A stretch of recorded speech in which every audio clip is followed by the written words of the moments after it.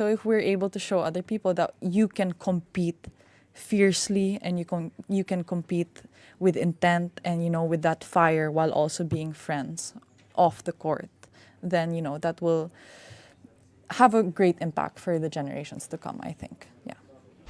What happens when the biggest obstacle standing between you and Grand Slam glory is your absolute best friend?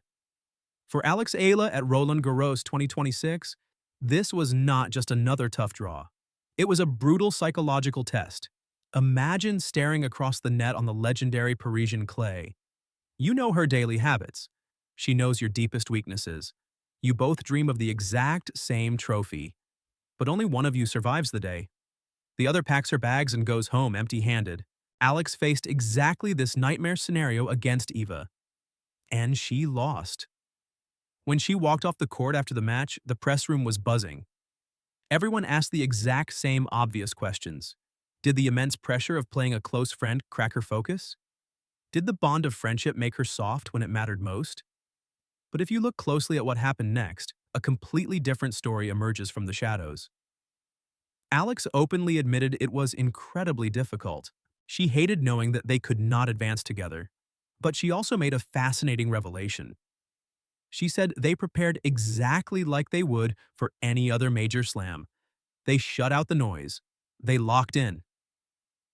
The real difficulty out there on the dirt was not the friendship itself. The sheer difficulty was that Eva played like a ruthless, calculating competitor. She flawlessly separated the person from the player. Still, the tennis media immediately started pointing fingers at Alex. They looked deep into the past. They whispered about old training habits. They questioned if Alex truly belonged at this elite level of the sport yet.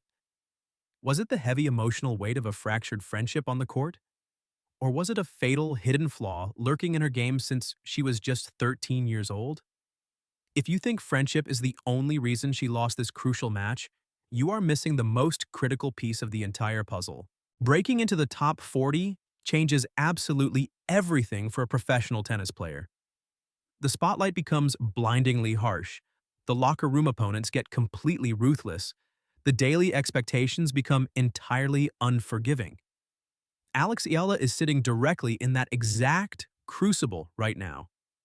She has achieved truly incredible milestones to reach this impressive ranking, but at this elite altitude, the air gets incredibly thin. You simply cannot hide your fundamental weaknesses anymore. Every single unforced error costs you dearly. During the match against Eva, Alex fought back brilliantly in the fiercely contested first set. She showed incredible heart. But soon, the reality of the tour set in. There were massive, undeniable differences in their execution. Alex saw it clearly with her own eyes. She realized Eva did a few crucial things noticeably better, especially when the tension reached its absolute peak. It is one thing to play well on an average Tuesday practice session. It is a completely different universe to bring peak execution to the heavy dirt courts of Roland Garros against someone who knows your game inside and out. Alex acknowledged the harsh gap between her current level and the elite standard Eva brought to the match. She knows the exact, agonizing work required to make her absolute peak performance become her everyday average. But the pressure on Alex right now is not just about perfecting her forehands and backhands. It is about her defining her exact place in the entire tennis ecosystem. The WTA Tour is currently a boiling pot of intense political tension. Top players are actively discussing a massive prize money boycott. They are aggressively demanding fair compensation across the board. They are fighting for survival in a brutal financial landscape that leaves lower-ranked players struggling to pay for basic flights and hotels. Alex has played through those grueling, low-level futures tournaments. She knows the brutal, daily grind intimately. She knows exactly what it costs to survive on the fringes of the professional sport. So when the media asked her about the impending boycott, she did not dodge the question. She did not give a safe, rehearsed corporate answer. She publicly stood shoulder to shoulder with the top 10 players. She aligned herself completely with the fight to leave tennis better than they found it. She acknowledged that being at the top of the game means you represent everyone below you. This is a massive, suffocating weight for a young player to carry on her shoulders. Think about her reality for a second. You are desperately trying to survive the top 40. You are battling your best friend on the biggest tennis stage in the world. You are navigating intense political drama behind the scenes in the locker room. You are analyzing your own tactical shortcomings in real time under the bright lights. It is an absolute mountain of pressure. It feels like the entire tennis world is watching her every single move, waiting for her to stumble. The stakes have absolutely never been higher for her young career. And under this immense, crushing pressure, it brings us to the exact moment everything started to unravel against Eva. The psychological weight of this unforgiving sport can break even the strongest athletes. So, if you want to understand the real mental warfare behind these elite matches and support deep tennis analysis, join our community right now so we can uncover the absolute truth together. If you look closely at the first set, the cracks in her armor slowly became visible. Even she admitted that Eva executed specific strategies significantly better on the dirt. Alex fought back with everything she had in that opening frame. She showed immense grit. She displayed remarkable determination. But against a player of that extreme caliber, raw, bleeding effort is simply not enough. You need absolute pinpoint precision. You need deep tactical mastery. And frankly, the harsh reality of her current game started to bleed loudly through the cracks. The tennis world remembers exactly what she told Andy Roddick on his famous podcast. She confessed that when she moved to Europe at 13 years old, her technique was still wonky. She was learning the game in a very unique, isolated way, and it left her with some very visible, glaring foundational gaps. Let that heavy thought sink into your mind for a moment. You are trying to survive the brutal second week of a major tournament. You are playing for life-changing prize money and massive ranking points. And deep down, top analysts are still wondering if your basic mechanics are permanently broken. Can you actually win a grueling Grand Slam with a wonky foundation? Imagine the sheer, suffocating frustration of hitting the exact same forehand you have hit 10,000 times in practice. But today, under the massive pressure of the Parisian crowd, the ball sails 2 tiny inches wide. The margins at this elite level are violently, unapologetically thin. At the highest tier of professional tennis, a wonky technique is like a tiny, invisible crack in a massive concrete dam. It might hold perfectly well during the easy matches against lower-ranked qualifiers. It might even survive a tough three-setter on a good day. But when the pressure builds to an absolute breaking point against a top-tier opponent, that tiny crack explodes wide open. And we saw those exact, agonizing moments of pure frustration during that intense first set.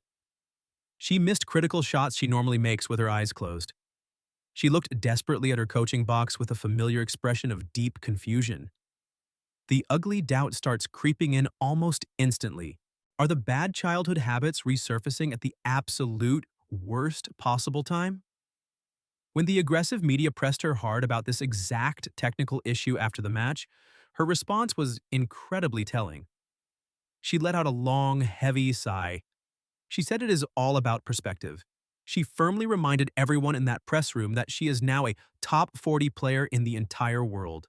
She passionately argued that the game at this elite level requires so much more than just perfect textbook swings and clean footwork.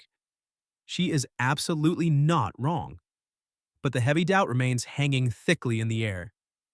Every single time she faces a veteran player who surgically dissects her game, the critics immediately point right back to those early, foundational years in Spain.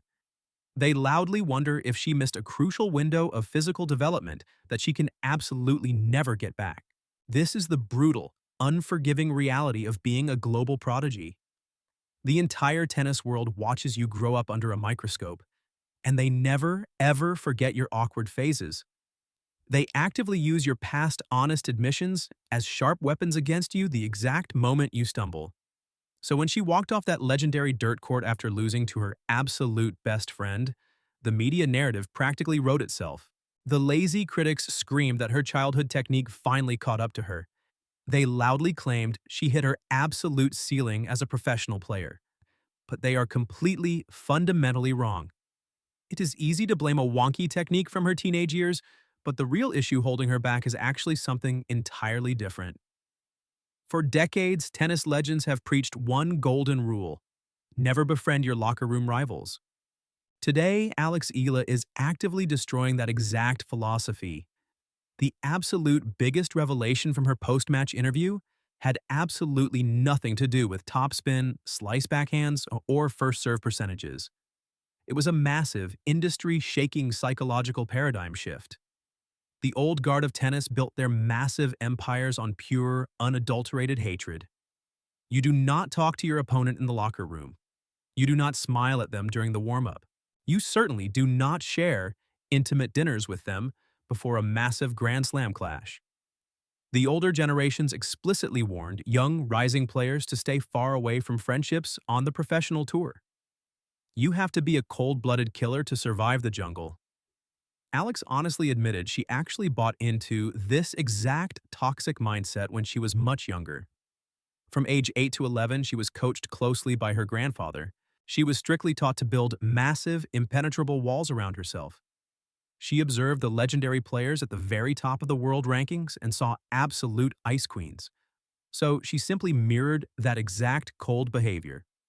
She went through a distinct, formative phase where fellow competitors were strictly viewed as bitter enemies. But something completely shifted inside her brain as she matured and climbed the global rankings. She looked around the exhausting tour and realized something truly profound about human nature. If she was not playing professional tennis on the global stage, she would be sitting in a normal university classroom. She would be constantly surrounded by people her own exact age. She would have a beautiful, built-in community of friends. Instead, she is constantly traveling the globe under wildly unique, incredibly isolating circumstances. She made a conscious, rebellious decision that valuing human connection is actually much more important than maintaining a fake, miserable hostility just to please the older generation.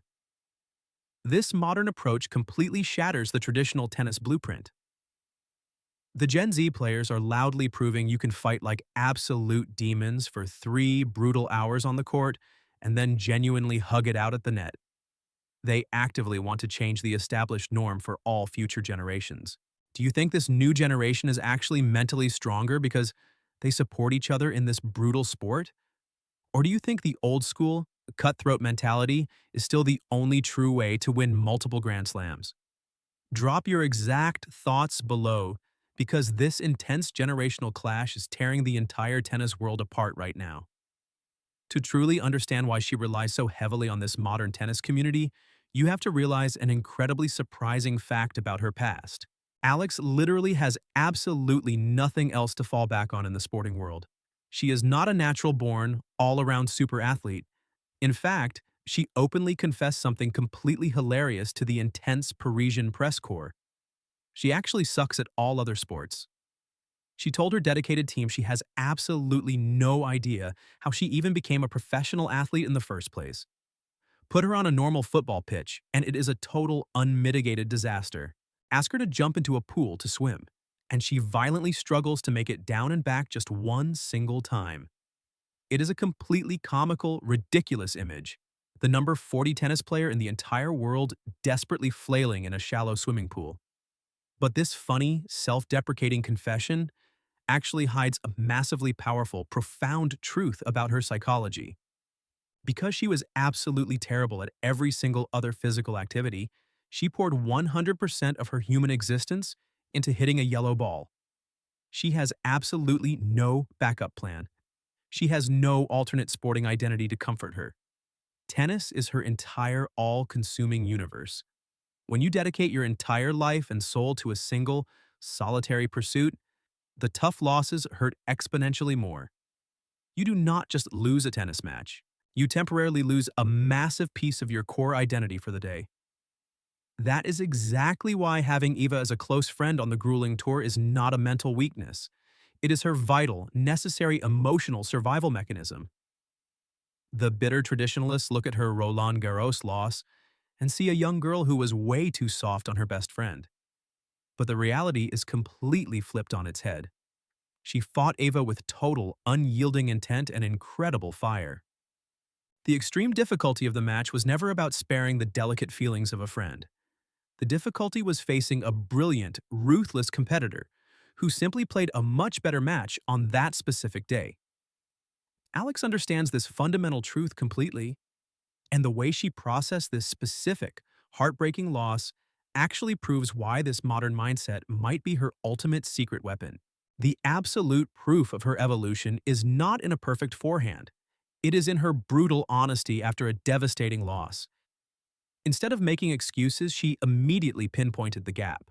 When most young tennis players suffer a painful defeat at a major tournament, they immediately look for an easy way out.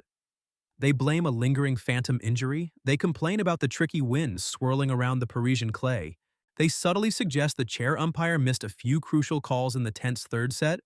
They will do absolutely anything to protect their fragile public ego from the harsh reality of defeat. But Alex took a completely different path during her post-match press conference. She sat down, looked the aggressive media dead in the eye, and delivered an absolute masterclass in extreme personal accountability. She recognized the clear, undeniable differences between her current game and the elite tier. She admitted without a single ounce of hesitation that Eva simply executed a couple of crucial things significantly better when the pressure was at its absolute highest. This takes an incredible amount of mental fortitude and raw courage. You have to swallow your burning pride on the global stage. She is fully aware that her absolute best tennis can beat almost anyone in the world. She has the raw firepower, but playing your absolute best tennis once a month under perfect conditions is completely different from delivering that exact same dominant level every single Tuesday afternoon in a grinding tour match. That is the true, brutal separation between a promising young talent and a legendary Grand Slam champion. Alex explicitly noted that she knows exactly what grueling physical and mental work needs to be done behind closed doors. Her ultimate driving goal is to take that spectacular, untouchable peak performance and permanently transform it into her reliable, everyday average level. She is not hiding from the painful reality of the current gap. She is actively running straight toward it with her eyes wide open. Even in the dark, heavy shadow of this painful early elimination, she displayed a staggering level of core confidence. She firmly stated she is incredibly proud of how far she has climbed the brutal global rankings. She reminded everyone in that crowded room that remaining confident, even through devastating losses, is the absolute most important key to long-term survival in this ruthless sport. It is incredibly easy to feel like an invincible superstar when you are lifting a shiny trophy under falling confetti. It is infinitely harder to trust your personal journey and your fundamental skills when you just lost to your absolute best friend and the entire tennis world is aggressively questioning your childhood technique. Her maturity right now extends far beyond her own personal performance metrics on the court. We have to look closely at the massive leadership role she is quietly stepping into behind the scenes. When questioned about the tense prize money dispute currently tearing the professional tour apart, she did not hide behind a safe, rehearsed public relations script. A young player desperately trying to establish herself could easily avoid the explosive locker room drama completely. Instead, she stood firmly with the top 10 players who are aggressively demanding systemic change. She openly acknowledged the brutal financial reality of grinding through the lower-level futures tournaments. She wants to leave the sport of tennis significantly better than she found it. This is absolutely not the mindset of a fragile, broken rookie. This is the calculated, visionary mindset of a future tour leader. She is actively absorbing the heavy, complex responsibilities of a true top-tier professional. So, what does this Roland Garros heartbreak actually mean for the rest of her demanding 2026 season? Ultimately, Alex Eala did not fail because her technique was completely flawed or because she was playing her absolute best friend. She lost because she is currently building the painful, necessary bridge between being a great prospect and a consistent elite threat. Building that heavy bridge requires suffering through losses exactly like this one. It requires deeply analyzing the bitter failure, making the brutal technical adjustments, and completely resetting the mental clock. Her immediate focus right now shifts entirely to the demanding doubles draw in Paris. She is using the doubles format as a highly strategic laboratory to aggressively sharpen her net play and keep her competitive fire burning incredibly bright. But the real, massive storyline is what happens the exact moment she steps off the heavy red dirt and onto the slick, lightning-fast green grass. Last year, she delivered some absolutely spectacular results on the grass courts. The extremely fast surface heavily rewards her aggressive baseline strikes and completely masks the minor tactical vulnerabilities we saw painfully exposed on the slow clay.